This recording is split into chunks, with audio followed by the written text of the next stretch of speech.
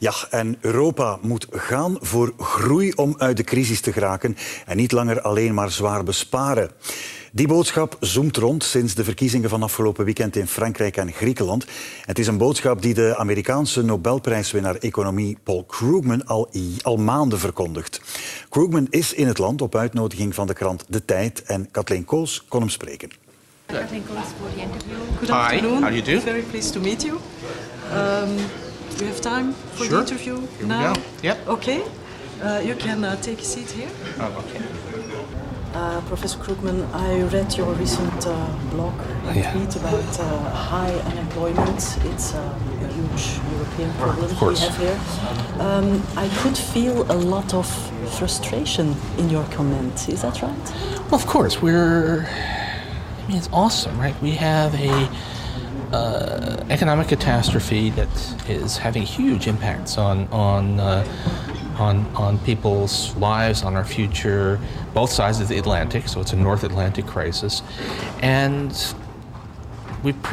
policy has pretty much abdicated from trying to produce a solution. We just are in effect accepting it, or in some cases actually through austerity policies making it even worse. Yeah. So of course it's frustrating. Yes, in your opinion, the major problem for Europe is Germany with its austerity policy? Well, not exactly. I mean, German fiscal austerity is not helpful, but there isn't actually all that much German fiscal austerity.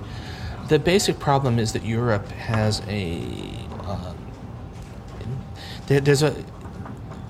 to make the single currency work, you have to have an environment in which there's a strong enough economy in the core of Europe that the periphery has a chance of recovering, and that's more, I think, in this case, about monetary than fiscal policy. Mm-hmm. You really do need to have a much more expansionary policy from the ECB.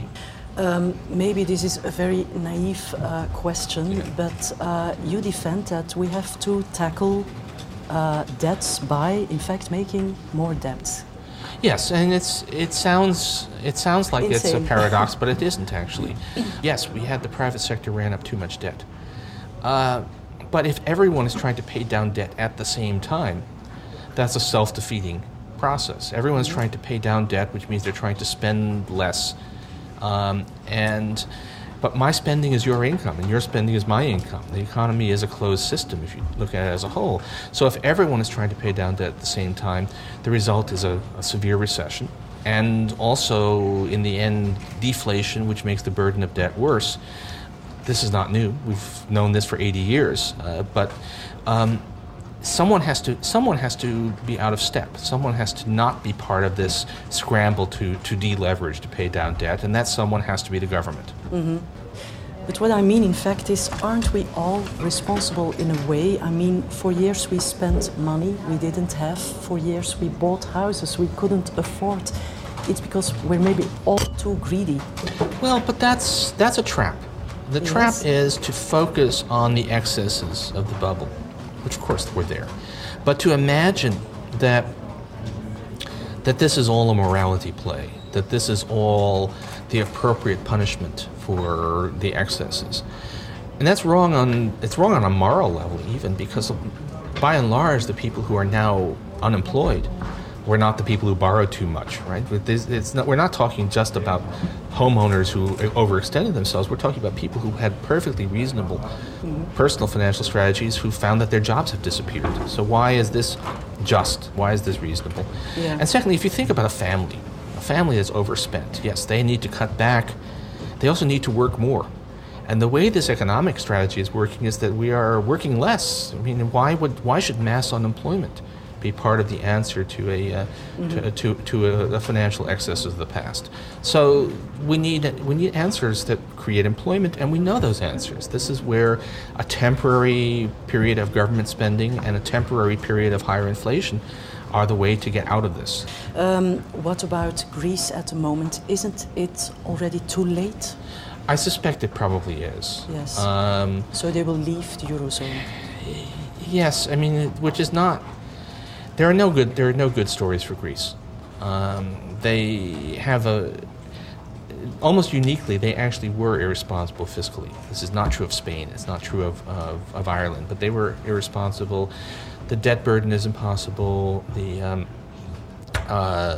costs and prices are out of line, very hard to see how you do fix that. Plus, and the real tragedy in Greece is that you had all of the reasonable, respectable political parties in this government of national unity pursuing a failed policy, a policy that was not going to work. So nothing is now the only way to vote against those is to vote for extremists. And so the political system is unraveling.